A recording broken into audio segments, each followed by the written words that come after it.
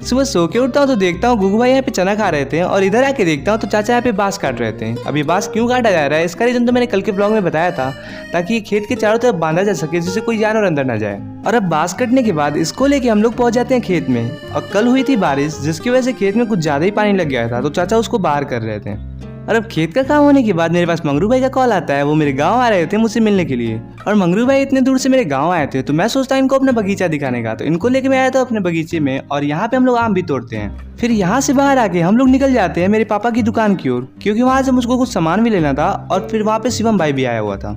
फिर दुकान के पास आके हमको यहाँ पे शिवम भाई भी मिल जाता है, तो हम तीनों लोग आए थे बर्गर खाने। और अब बर्गर खाने के बाद हम लोग आए थे यहाँ पे कोल्ड ड्रिंक पीने। और अब यहाँ से कोल्ड ड्रिंक पीने के बाद मंगरू भाई को अपने बाइक में पेट्रोल भरवाना था, इसलिए हम लोग निकल जाते हैं पेट्रोल पंप की ओर। यहाँ पे आके पेट्रोल भरवाने के बाद मंगरू भाई वापस अपने घर के लिए निकल जाता है और शिवम भाई मुझको छोड़ने मेरे घर चला आता है। शिवम भाई यहाँ मुझको मेरे घर छोड़ के वापस अपने घर की ओर चला जाता है। और रात में मैं देखता हूँ ये भाई साहब लोग कहीं घूमने के लिए निकले हैं, तो मैं भी इन लोग के साथ आ जाता हूँ। ये लोग यहाँ पे पता नहीं क्या अंधेरे में कर रहे थे। उसके बाद से गांव में कहीं खाने का इनविटेशन आया था, तो हम लोग वहाँ पहुँच जाते हैं। इन लोगों से कागज पर इनके अंगूठों के निशान ले लूं ठाकुर? अभी नहीं, पहले इन लोगों को हराम की खाने की आदत पड़ने दो, उसके बाद।